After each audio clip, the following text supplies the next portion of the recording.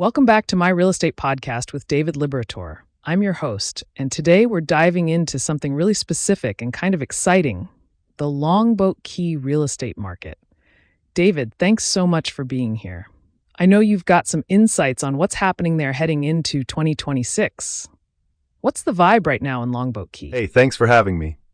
Yeah, so Longboat Key is really interesting right now. It's this beautiful barrier island in Sarasota County, and what we're seeing is a market that's definitely matured, but still has some really compelling opportunities.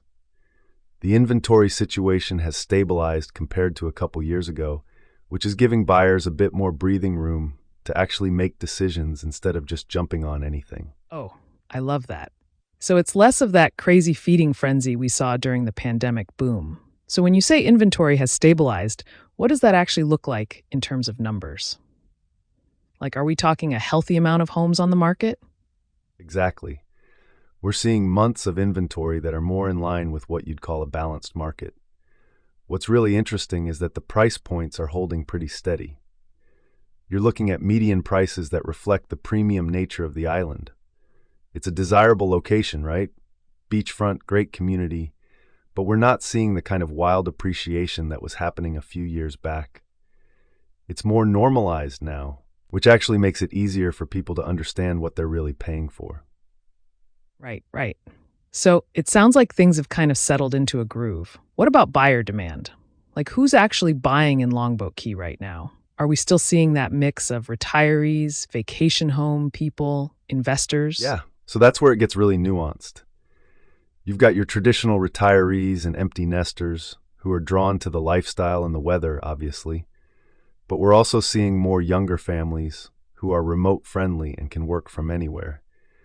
They're attracted to the quality of life, the schools in the area, and the fact that you can have that beach community feel without being in a major metro area. And then you've got your investors, though they're being a lot more selective than they were a couple years ago. That's fascinating. So the remote work thing has really opened it up beyond just the We're traditional. definitely in that middle ground right now, which is actually healthy. Sellers still have some leverage because Longboat Key is a premium product. There's only so much waterfront real estate on a barrier island, right? But buyers have more negotiating power than they did in 2021 and 2022.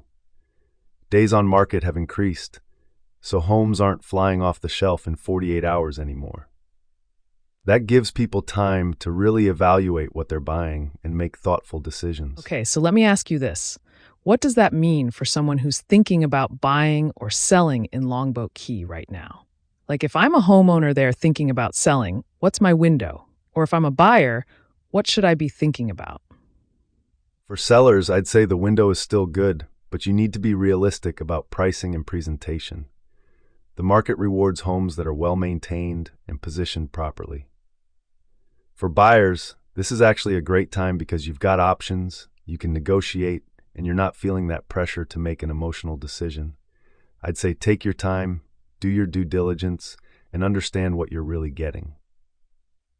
Also, don't overlook the value of working with someone who really knows the Longboat Key market. There are nuances to the island that matter. That's really practical advice. So as we're heading into 2026, what's your outlook? Like, do you think we're going to see appreciation, stabilization, or are there any wild cards that could shift things? I think we'll see modest appreciation, honestly. The fundamentals are solid. It's a desirable location. There's limited supply being created, and the demand is consistent.